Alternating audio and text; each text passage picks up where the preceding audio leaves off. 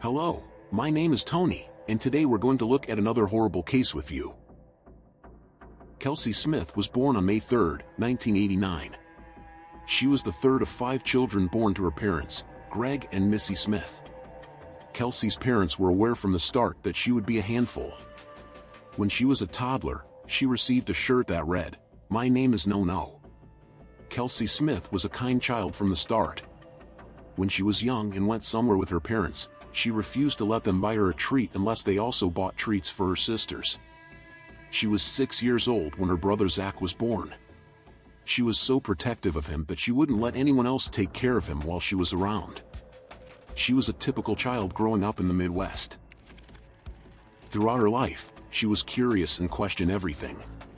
She was not afraid to try something new. This was certainly true at Shawnee Mission West, where she attended high school, as she became involved in a variety of activities such as track, theater, writer's workshop, art, and choir. Her main passion, however, was marching band. She was an excellent student, very focused on her future, had a great sense of humor, and had a big heart. Some of the stories her parents shared were hilarious and allowed others to see inside her heart. These stories demonstrate how caring and kind she has always been. The kindness she demonstrated as a child persisted into high school, as many of her friends recounted stories of her surprising them with balloon bouquets on their birthdays. Kelsey's artistic abilities extended beyond theater, choir, and band. She was also an accomplished artist. One amazing and heartwarming thing she did was draw pictures of their pets and give them to family members who had lost their dog.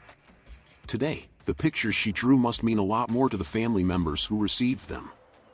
She had a lovely voice and sang with the Shawnee Mission West Choir.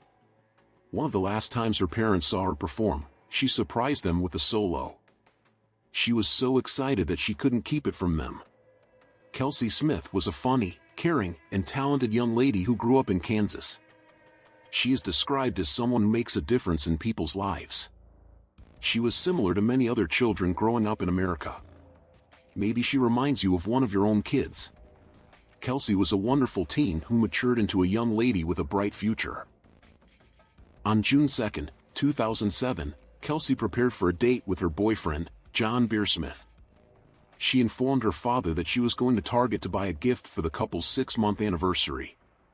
She called Missy later from Target, asking where she could find a gift box. It was the last time they heard from her. For 4 days, authorities in the community looked for her. On June 6, 2007, the body of an 18-year-old was discovered in a wooded area about 45 minutes from Target. She had been sexually assaulted and died by strangulation. According to the show, Kelsey's boyfriend, John, arrived to pick her up at 7:30 p.m., as planned. He arrived to find her parents concerned, as Kelsey had yet to return from Target.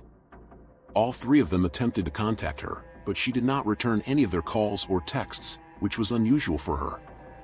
They even drove to Target to see if she was present, but there was no sign of the 18-year-old or her vehicle. Greg, an off-duty police officer, called dispatchers and other officers he knew to see if she was in a car accident or stopped in traffic. However, he was unable to locate any reports that fit Kelsey's description. John returned to Target to look for Kelsey, but he detoured through a nearby mall's parking lot. He discovered her vehicle parked outside the Macy's department store around 11 p.m., 5 hours after she left home for Target. Kelsey's parents reported her missing to the authorities, and officers responded and cordoned off the area while they processed her car, fingerprints, and evidence. The police discovered no evidence of a struggle inside the car.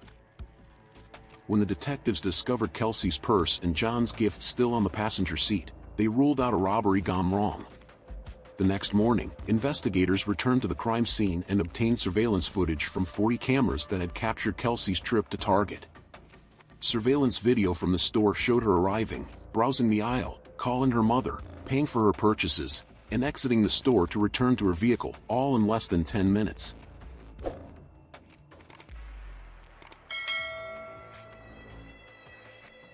However, the Macy's parking lot security footage depicted a chilling scene. The surveillance footage showed her being kidnapped and forced into her vehicle. The police also noticed a suspicious 1970s-era pickup truck parked in the same lot. After 2 hours, The officers noticed Kelsey's vehicle arrive at 9:17 p.m., and a white shirt-clad figure jumped from the driver's seat and dashed away from the car. The investigators went over the target footage again to see if they could find the individual in the store or parking lot around the time Kelsey was present.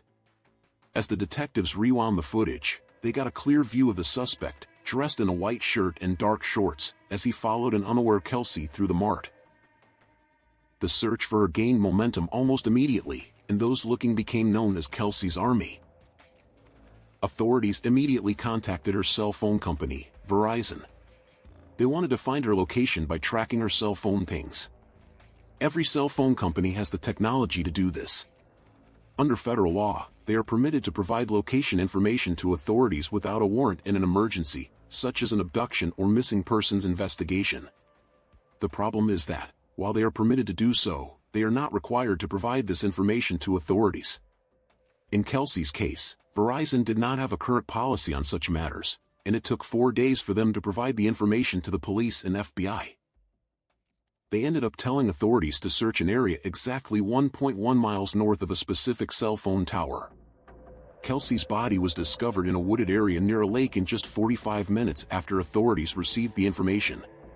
Kelsey was discovered on June 6, 9 days after graduating from high school and 4 days after attempting to obtain her cell phone records.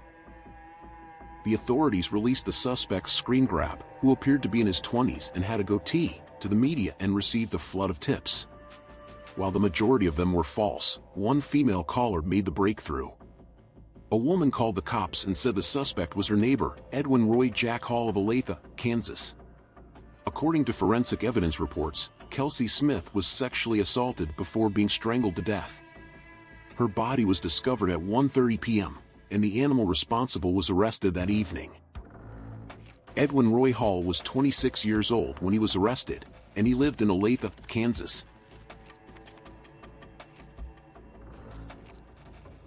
He was married at the time, with a 4-year-old son. He had no criminal record as an adult but had been convicted of assault as a juvenile. On June 7, 2007, Edwin Roy Hall was charged with premeditated first-degree murder and aggravated kidnapping.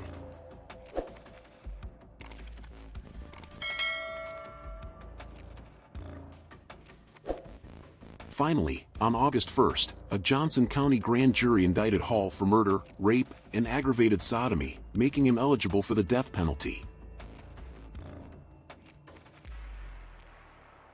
Edwin Roy Hall pleaded guilty to all charges against him in a plea agreement on July 23, 2008. On September 16, 2008, Johnson County District Judge Peter Ruddick sentenced Edwin Roy Hall to life in prison without the possibility of parole. Edwin Hall is currently housed in the Hutchinson, Kansas, correctional facility.